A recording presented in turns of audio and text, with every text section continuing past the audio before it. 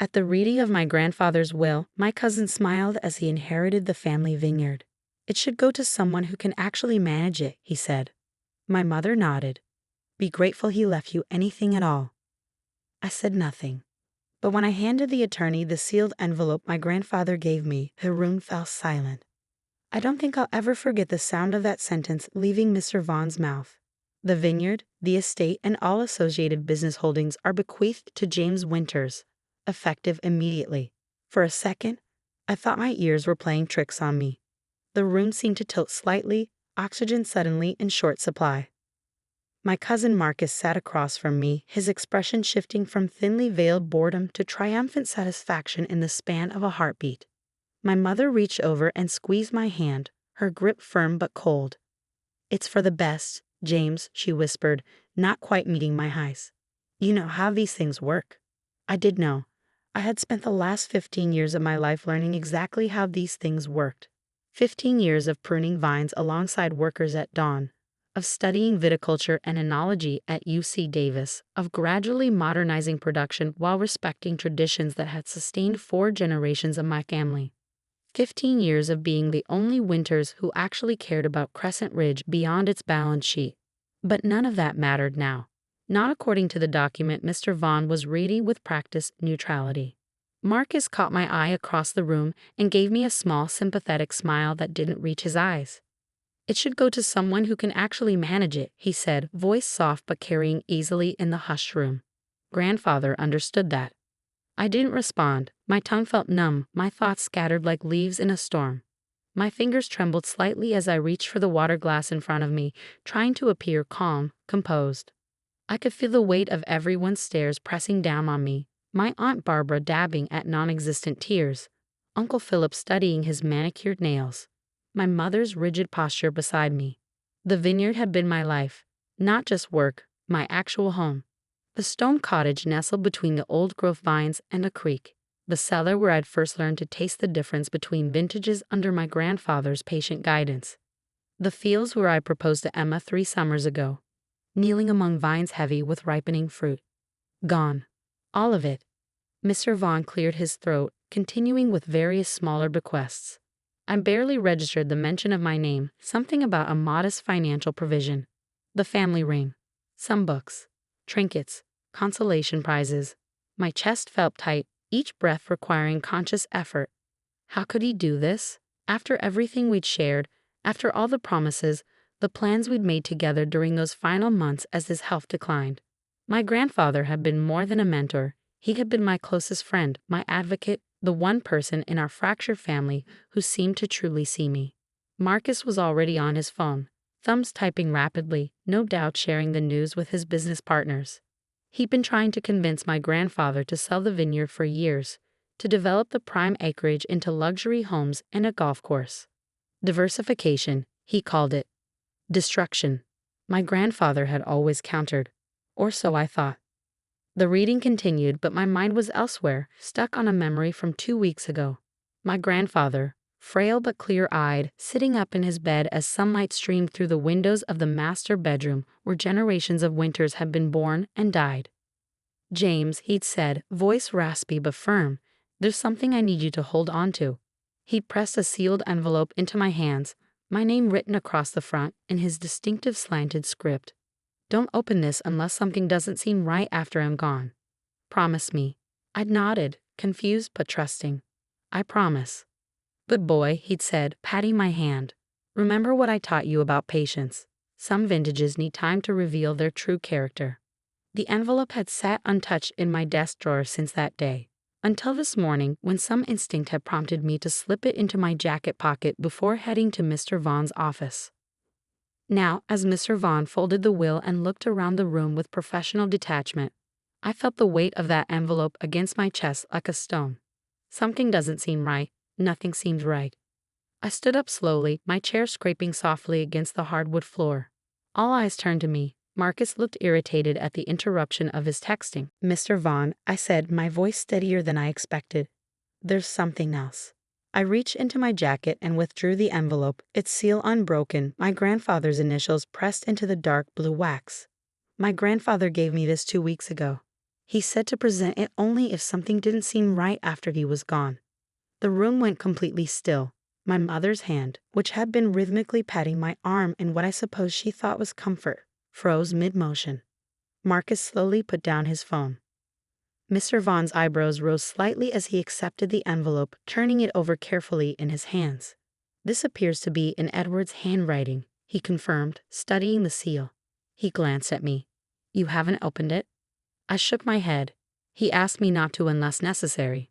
My Aunt Barbara made a small dismissive sound. "Really, James? Always with the dramatics. The will is clear." But Mr. Vaughn was already breaking the seal, the crack of wax uncommonly loud in the silent room. He removed several folded pages, quickly scanning their contents. His expression remained professional, but I noticed a slight tightening around his eyes. "This," he said after a moment, "is a codicil to Edward's will, properly executed and notarized 3 weeks ago." He looked up, gaze sweeping across the assembled family members before settling on me. "It substantially alters the previous arrangements." Marcus stood abruptly. "What exactly does that mean?" His voice had lost its earlier smoothness, a sharp edge now evident. Mr. Vaughn adjusted his glasses. "It means, Mr. Winters, that your grandfather made changes to his will shortly before his death." He turned to the first page and began to read. "I, Edward James Winters, being of sound mind, do hereby declare this to be a codicil to my last will and testament. Recent events have brought to my attention attempts to influence my decisions regarding the disposition of my estate, particularly Crescent Ridge Vineyard. I have reason to believe that documents I previously signed were misrepresented to me during a period of medication-induced confusion." My mother made a small, strangled sound beside me. Marcus remained standing, his face draining of color. Mr. Vaughn continued, "It has always been my intention that Crescent Ridge remain in caring, knowledgeable hands that will preserve its legacy. Therefore, I hereby revoke all previous bequests regarding the vineyard and estate, and instead leave all associated properties, business interests, and assets to my grandson, James Edward Winters, who has demonstrated both the ability and commitment to steward this legacy." The letter continued with legal specifics, but I barely heard them. A rushing sound filled my ears, like standing too close to the waterfall at the north end of the property. I felt lightheaded, untethered, as if I might float away from the leather chair grounding me to this suddenly unfamiliar reality. Marcus was the first to break the stunned silence. "This is absurd," he snapped, color returning to his face in angry splotches. Grandfather was confused, heavily medicated. This supposed codicil was clearly written under duress or manipulation. He looked directly at me, eyes narrowed. "We all know who had the most access to him in those final weeks." "Marcus," my Uncle Philip warned quietly, but Marcus ignored him. "Convenient that you just happened to have this letter," he continued, voice rising. "Very convenient timing, James."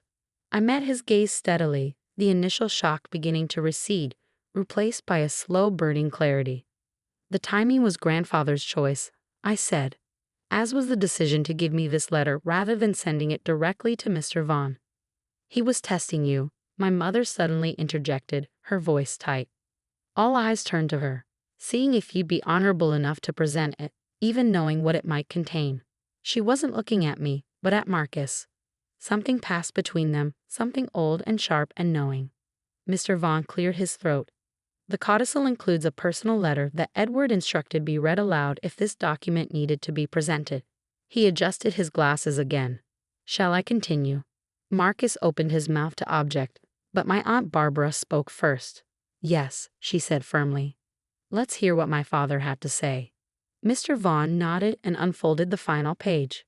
"To my family, if you are hearing these words, then something has occurred that made James question the provisions of my will, and he has made the difficult decision to present this letter.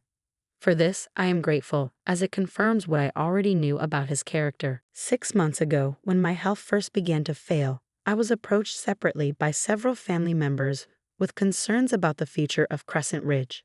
While these conversations were framed as being for my benefit and peace of mind, their true purpose became increasingly clear. It was not the vineyard's legacy they sought to protect, but their own financial interests.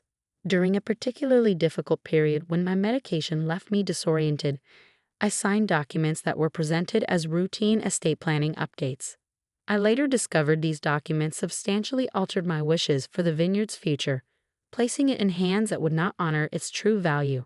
I could have confronted this deception immediately, but after a lifetime of watching this family operate, I recognized an opportunity to reveal true character. Sometimes in viniculture, the only way to strengthen a vine is to subject it to stress, to see if it has the resilience to overcome challenge and produce something of quality despite adversity. James has been that vine. While others saw Crescent Ridge as an asset to be liquidated, he saw it as a living legacy. While others visited only when it suited them, he committed his life to its soil. He knows that what makes our wine exceptional isn't just the grapes or the process, but the connection to the land itself, something that cannot be replicated or replaced. To James, I am sorry for this final test, but I needed to be certain you would fight for what matters, even when it seemed already lost. The vineyard is yours, as it always should have been. To those who sought to manipulate an old man's final wishes, I forgive you, but I do not forget. May you find something in your lives worth caring about beyond its monetary value.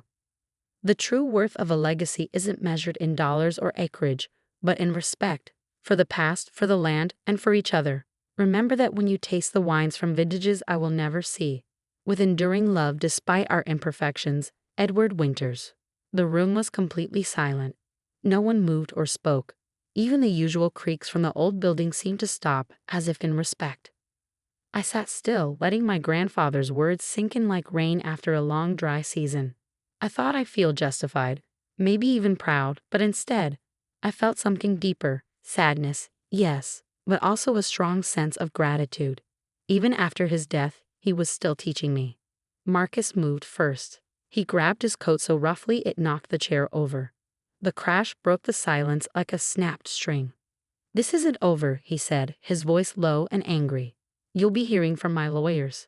He walked to the door and paused beside me. "He always play favorites. Don't think this makes you special." Then he left, shutting the door behind him. One by one, the others followed. My aunt and uncle gave me awkward condolences, cousins looked away, and old family friends seemed uneasy but quietly relieved. Soon, only my mom, Mr. Vaughn, and I were left. My mother sat stiffly, hands tightly clasped. "Your grandfather never really cared about keeping the family united," she said, her tone flat. I looked at her carefully, maybe really seeing her for the first time in years. "Did you know?" I asked. "About the documents Marcus had him sign while he was medicated." She looked at me briefly, then turned away. I knew Marcus had plans. I didn't know all the details. "But you didn't warn him, or me." She stood, brushing her suit like there were wrinkles. "The vineyard has caused arguments in this family for a long time, James. Your grandfather was stuck in the past. He ignored what made sense financially. That sentimentality is what built everything we have," I said. "It's what matters." She sighed like I was still a child missing the point. "Foundations can be sold, James, and for a good price." She picked up her purse, then hesitated. "He always loved you most, from the start. The rest of us never really had a chance." There was something in her voice beyond bitterness, something old and sad. For a moment, I saw the young girl she once was, wanting her father's approval and never quite getting it. I wanted to say something to heal the gap between us, but she was already walking away. "I hope it makes you happy," she said at the door. Not angry, just tired. "The vineyard. I hope it's worth it." Then she too was gone. Just Mr. Vaughn and I remained, and the papers that had just changed my life. Mr. Vaughn carefully put the documents back into their folders. "Your grandfather was an extraordinary man," he said. "Not always easy, but truly remarkable." I nodded, still trying to process everything. "When did you find out about the codicil?" "He had me prepare it 3 weeks ago after he found the changed will, but he only wanted it shown if you brought the letter." He looked at me thoughtfully. "It was a risk. You might not have." "I almost didn't," I admitted. "I didn't know what it said."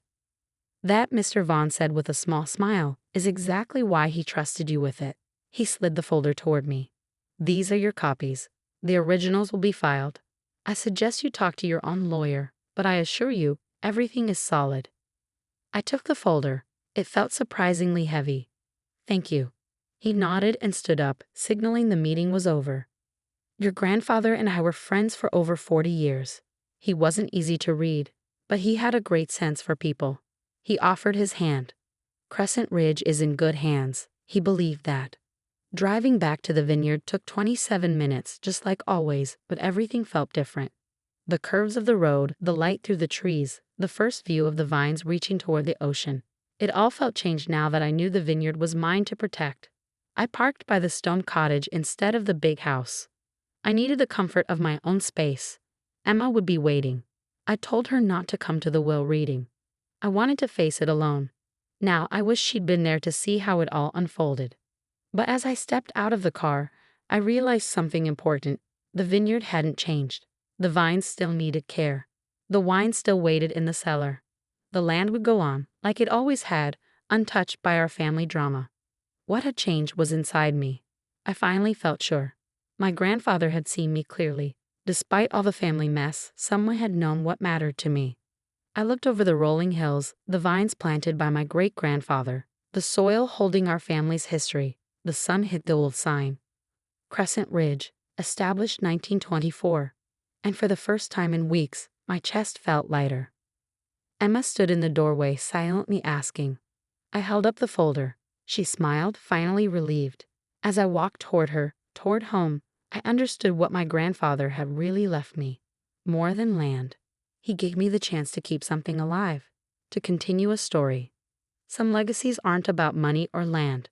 They're about values, promises, and doing the right thing. About knowing that even when someone's gone, their spirit stays in what they've built. My grandfather knew that. And because I opened a letter I almost ignored, I could now carry that legacy forward. What matters isn't just getting a legacy, it's how you take care of it. In the days that followed, while gossip spread through the wine community, I got up every morning at sunrise and returned to the vines. I worked. I planned. I prepared for the future. There would be problems, legal threats from Marcus, awkward family dinners, the push to modernize. But out among the vines that had seen so much family history, I felt ready. Some wines need time to show their true character, my grandfather once said. He didn't just mean wine. He meant people too. He meant family. He meant the slow, often hard process of becoming who you really are.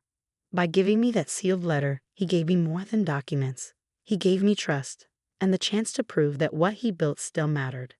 The vineyard would go on, the wine would flow, and the story would continue, exactly as he wanted.